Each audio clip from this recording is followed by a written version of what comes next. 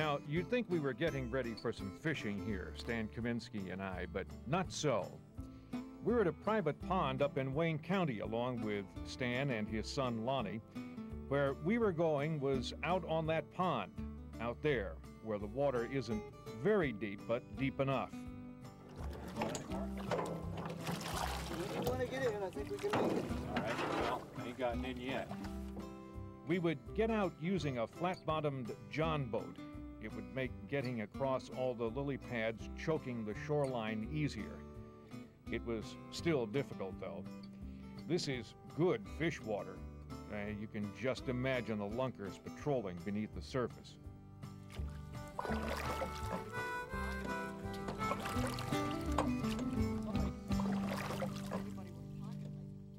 Okay, you've waited long enough. If we aren't going to fish, you might ask, what would we be doing out here? Well, the answer is we're going to go out to the bog and pick cranberries. That's right, cranberries. They're nice berries. They got nice color to them. Stan and Lonnie, in fact, the whole family have been coming out here for cranberries for, 30 years now. They always leave enough for the wildlife, but take a few quarts for sauce and baking. We usually take 2 pails, about full, and then we leave the rest because for next year's crop, the ducks, the geese, we don't strip it. Because even the muskrats come in here, even the beaver, I believe, eat them. How cranberries began to grow here is anyone's guess, but grow they do. The berries are on a bog that is something of a novelty in itself. You can, if you are light enough, walk on this bog. Walk on water, really.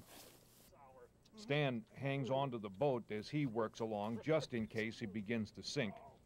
There is enough water to drown in beneath this cover of plants and bushes.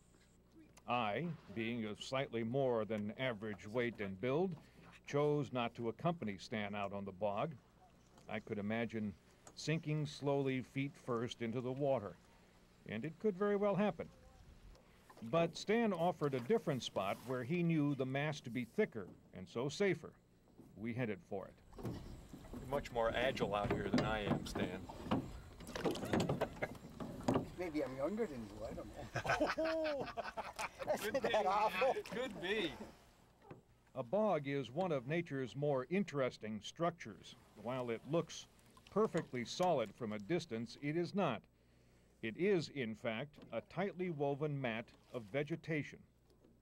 The vegetation is so thick. It's like a mattress on the water. You can walk on it. And it's so weaved together. Yeah. It's here. How thick is it? You were telling me about. It's about 2 feet, Lonnie, right? Yeah. About 2 feet thick. Some places a little more, some places less. Oh, less. So when you find a spot that's not so thick, you can go through it. We could tell how thick this area of the bog generally was by using a canoe paddle as a guide. There's a spot. No, I broke through it. We hit water at about the length of the paddle, roughly 3 feet. Yeah, I'm through it.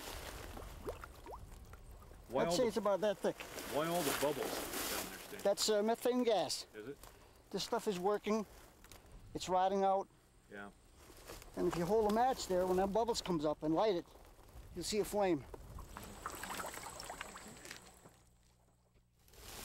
It's nice. I love this. Now, watch what Stan does here. He is light enough to do this and get away with it. His bouncing creates waves underneath, which moves the mat above. It's like riding a giant waterbed. You feel that shake? Yeah. Oh, yeah. Yes, I can.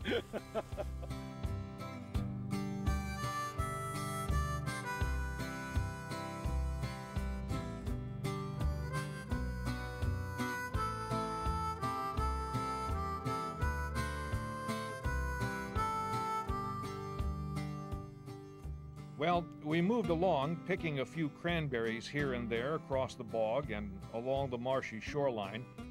A few quarts, and Stan and Lonnie were ready to quit. The amount of berries you get isn't that great, but I like doing this. It's something great. It's nice.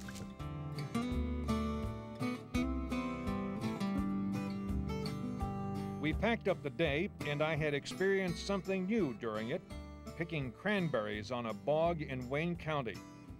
Now, who would ever have thought such a thing might happen?